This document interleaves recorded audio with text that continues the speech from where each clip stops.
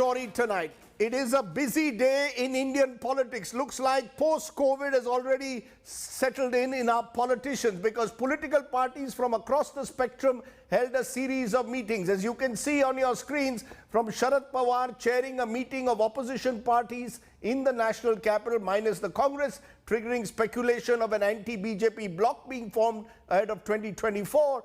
There was a crucial Gupkar alliance, the valley-based parties that met in Srinagar ahead of their meeting with the Prime Minister in Delhi on Thursday, and they've confirmed that they will attend that meeting with the PM. In Uttar Pradesh, Chief Minister Yogi Adityanath met Deputy Chief Minister Keshav Maurya amid suggestions that Yogi Adityanath is under pressure ahead of next year's assembly polls. The party, though, saying that they will fight those elections again under Mr. Adityanath's leadership. In Delhi, Captain Amrinder Singh of the Congress meeting a Congress panel amidst a full-blown fight between him and Navjot Singh Sidhu. So lots of politics playing out, and we're going to get quick updates on all of that.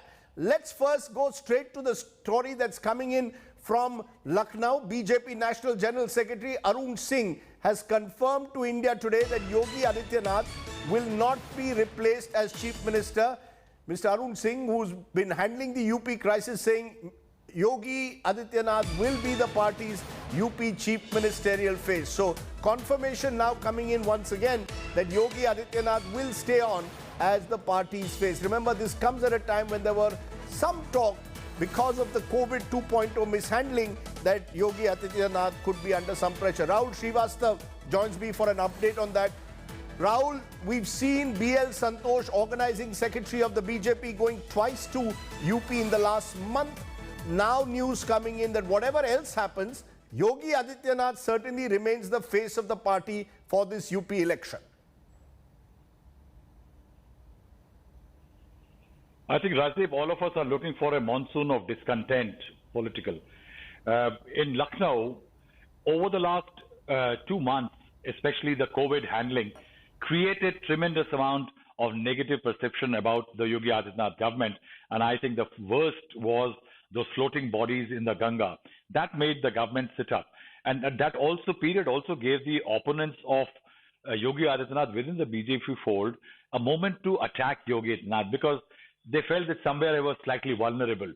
And you had the Brahmins of the state openly, MLAs coming out openly, MLAs belong to other castes criticizing Yogi Adityanath, several leaders in the party voicing discontent with the style of functioning, that he is not easy to approach and he is difficult to deal with.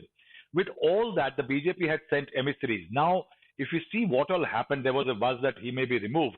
Now, leader after leader is saying that no, Yogi Adityanath is going to be the chief ministerial face.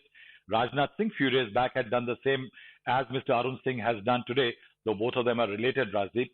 The fact remains that today was a very important meeting, Rajdeep, when Mr. Yogi Adityanath, for the first time, drove down 2 houses away on Lucknow's Lok Kalyan Marg, which is called the Kalidas Marg. Yogi Adityanath lives on the 5 Kalidas Marg. On 7 Kalidas Marg is Keshav Maurya, the Deputy Chief Minister. He had not visited him in the last 4 years, and he went there, spent 1.5 hours with him, because somewhere Maurya had said that the party will decide eventually who the Chief Minister is. The basic indication is that the party top brass has cracked the whip. Yogi Adityanath is trying to make amends, trying to fix broken fences, reaching out to the Brahmins, reaching out to various MLAs and the unhappy Deputy Chief Minister. What is one thing is clear, Rajdeep, that the BJP is indicating is that if the BJP is going to contest an election which will have Hindutva as one of the key elements, it cannot sacrifice a saffron robe chief minister. And certainly not 6 months